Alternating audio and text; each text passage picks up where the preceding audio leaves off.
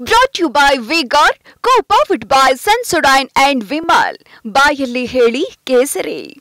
Associate sponsor Ultratech Cement. ರಾಜ್ಯದಲ್ಲಿ ಚುನಾವಣೆ ಪ್ರಚಾರದ ಭಾಗಿಯಾಗ್ತಿದ್ದೀರಿ, ಪ್ರವಾಸ ಮಾಡ್ತಿದ್ದೀರಿ, ಹೇಗಿದೆ ವಾತಾವರಣ? ಮೊದಲನೇ ಫೇಸ್ ಎಲೆಕ್ಷನ್ನಲ್ಲಿ ನಾನು ಬರೀ ಮೈಸೂರು ಮತ್ತು ಚಾಮರಾಜನಗರ ಜಿಲ್ಲೆಗೆ ಮಾತ್ರ ಸೀಮಿತವಾಗಿ ಪ್ರಚಾರ ಮಾಡಿದ್ದೆ. ಈಗ ಎರಡನೇ ಫೇಸ್ ಎಲೆಕ್ಷನ್ನಲ್ಲಿ ಎಲ್ಲೆಲ್ಲಿ ನನಗೆ ಅಗತ್ಯ ಇದೆ ಅಂತ ಹೇಳಿ ಅಭ್ಯರ್ಥಿಗಳು ಅಥವಾ ಅಲ್ಲಿನ ನಾಯಕರು ಕರೆದರೂ ಎಲ್ಲ ಹೋಗಿ ಪ್ರಚಾರ ಮಾಡಿ ಬಂದಿದ್ದೇನೆ.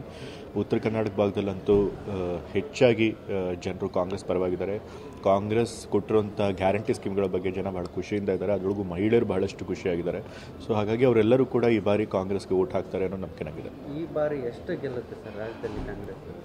ಇಷ್ಟೇ ಅಂತ ಸಂಖ್ಯೆ ಹೇಳೋದಕ್ಕೆ ಬರೋದಿಲ್ಲ. ಸೊ ಆದರೆ ಈಗಾಗಲೇ ನಮ್ಗೆ ಫೀಡ್ಬ್ಯಾಕ್ ಬಂದಿರೋ ಪ್ರಕಾರ ತಂದೆಯವರು ಕೂಡ ಹೇಳಿದ್ದಾರೆ 15ರಿಂದ 20 ಸೀಟ್ ಒಳಗೆ ಖಂಡಿತ ನಾವು ಗೆಲ್ತೇವೆ. ಬೆಳಗಾವಿಯಲ್ಲಿ ಕಾಂಗ್ರೆಸ್ ಅಭ್ಯರ್ಥಿ ಬೆಂಬಲಿಗರು ಹಣ ಹಂಚಿದ್ದಾರೆ ಗೋಕಾಕ್ ಮತ್ತು ದಕ್ಷಿಣ ಕ್ಷೇತ್ರದಲ್ಲಿ. ಯಾಕೆ ಗ್ಯಾರಂಟಿ ಕೈ ಕೊಡೋ ಭೀತಿ ಇದೆ ಅನ್ಸುತ್ತೆ? ಗ್ಯಾರಂಟಿ ಕೈ ಕೊಡೋ ಭೀತಿನ ಯಾಕೆ?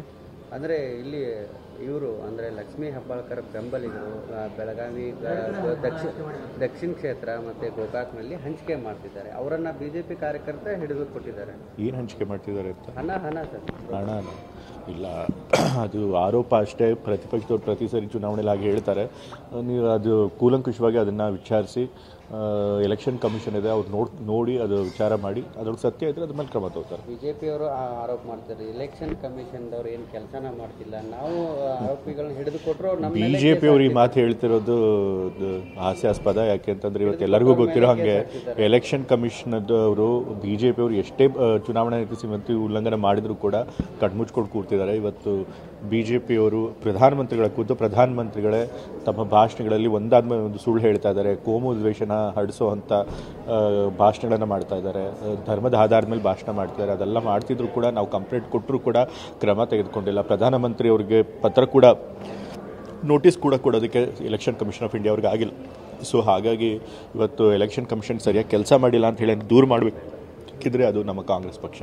BJPಯವರು ಮತ್ತೊಂದು ಆರೋಪ ಮಾಡ್ತಾರೆ ಪದೇ ಅಂದರೆ ಚುನಾವಣೆ ನಂತರ ಸರ್ಕಾರ ಇರಲ್ಲ ರಾಜ್ಯದಲ್ಲಿ, ಡಬಲ್ ಇಂಜಿನ್ ಸರ್ಕಾರ ಬರುತ್ತೆ. ಅವ್ರು ಯಾವಾಗಲೂ ಹಾಗೆ ಹೇಳ್ತಿರ್ತಾರೆ. ಕಳೆದ ಬಾರಿ ಕಾಂಗ್ರೆಸ್ ಪಕ್ಷ ಇದ್ದಾಗಲೂ ಹಾಗೆ ಹೇಳ್ತಿದ್ರು, ಆವಾಗ ಬಿದ್ದೋಗ್ಬಿಡುತ್ತೆ ಇವಾಗ ಬಿದ್ದೋಗ್ಬಿಡುತ್ತೆ ಅಂತ. ಆದರೆ ನಾವು 5 ವರ್ಷ ಪೂರೈಸಿದ್ದೀವಿ.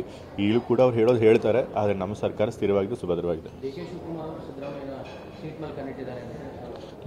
ಹೇಳ್ತಾರೆ. ಅದನ್ನು ಹೇಳೋದಲ್ಲ, ಪ್ರತಿಪಕ್ಷ ಆರೋಪಗಳಲ್ಲಿ ಎಲ್ಲರೂ ಹುರುಳಿರೋದಿಲ್ಲ. ಸೊ ಅದಕ್ಕೆ ನಾವು ಗಂಭೀರವಾಗಿ ಪರಿಗಣಿಸಬೇಕಾಗಿಲ್ಲ. ಮಹಾರಾಷ್ಟ್ರದ ಮುಖ್ಯಮಂತ್ರಿಗಳ ಬೆಳಗಾಮಲ್ಲಿ ಸ್ಪೀಚ್ ಮಾಡ್ತಾರೆ, ಎಲೆಕ್ಷನ್ ಮುಗಿದ್ಮೇಲೆ ಗೌರ್ಮೆಂಟ್ ಬೆಳೆಯುತ್ತೆ, ಅದಕ್ಕೆ ಬೇಕಾದ ಸಹಾಯ ನಾನು ಮಾಡ್ತೀವಿ. ಅಲ್ಲ, ಅಫ್ಕೋರ್ಸ್ BJP ಪಕ್ಷ ಇವತ್ತು ಅಷ್ಟೊಂದು ನಾಚಿಕೆಗೆಟ್ಟಂಥ ಪಕ್ಷ ಆಗಿದೆ. ಇವತ್ತು ಅವ್ರಿಗೆ ಸಂವಿಧಾನದ ಮೇಲಾಗಲಿ ಜನಾದೇಶದ ಮೇಲಾಗಲಿ ಒಂದಿಷ್ಟು ನಂಬಿಕೆ ಇಲ್ಲ. ಮಹಾರಾಷ್ಟ್ರದಲ್ಲೂ ಕೂಡ ಅವ್ರಿಗೇನು ಬಹುಮತ ಬಂದಿರಲಿಲ್ಲ. ಆದರೂ ಕೂಡ ಅವರು ಸೇಮ್ ಆಪರೇಷನ್ ಕಮಲ ಮಾಡಿ ವಾಮ್ ಮಾರ್ಗದಿಂದ ಇವತ್ತು ಅಧಿಕಾರಕ್ಕೆ ಬಂದಿದ್ದಾರೆ. ಸೊ ಅದೇ ರೀತಿ ಎಲ್ಲ ಕಡೆನೂ ಮಾಡ್ಬೋದು ಅಂತ ಅಂದ್ಕೊಂಡಿದ್ದಾರೆ. ಬಟ್ ಈ ಸರಿ ಜನ ಅದನ್ನು ನೋಡ್ತಾ ಇದ್ದಾರೆ. ಸರ್ ಅದು ಮತ್ತೆ ಆ ರೀತಿ ಮಾಡಿದ್ರೆ ಜನ ಸಂಪೂರ್ಣವಾಗಿ ತಿರಸ್ಕರಿಸ್ತಾರೆ. ಬಟ್ ಕರ್ನಾಟಕದಲ್ಲಿ ನಾವೇನು ಮೈತ್ರಿ ಸರ್ಕಾರ ಮಾಡ್ಕೊಂಡಿಲ್ಲ, ಸಂಪೂರ್ಣ ಬಹುಮತದಿಂದ ಬಂದಿದ್ದೀವಿ. ಸೊ ಹಾಗಾಗಿ ನಮ್ಮ MLAಗಳೆಲ್ಲರೂ ಕೂಡ ನಮ್ಮ ಪಕ್ಷದ ಪರವಾಗಿದ್ದಾರೆ. ಹಾಗಾಗಿ ಅವ್ರು ಬೀಳಿಸೋದಕ್ಕೆ ಆಗೋದಿಲ್ಲ ಸರ್ಕಾರ. ಅದು ಹೇಳಿದ್ನಲ್ಲ ಈಗಾಗಲೇ ಹೇಳಿದ್ದೀನಿ. ವಿಶೇಷ ತನಿಖಾದಳರು ಈಗಾಗಲೇ ಬ್ಲೂ ಕಾರ್ನರ್ ನೋಟಿಸ್ ಕೊಟ್ಟಿದ್ದಾರೆ. ಇಂಟರ್ಪೋಲ್ ಅವ್ರ ಸಹಕಾರ ಕೇಳಿದ್ದಾರೆ. ಇಂದೆಲ್ಲ ನಾಳೆ ಅವ್ರನ್ನೂ ಕೂಡ ಕರ್ಕೊಂಡ್ಬಂದು ವಿಚಾರಣೆ ಖಂಡಿತ ಒಳಸ್ತಾರೆ. Brought to you by Vigor, co-powered by Sensodyne and Vimal. ಬಾಯಲ್ಲಿ ಹೇಳಿ ಕೇಸರಿ. Associate sponsor Ultratech Cement.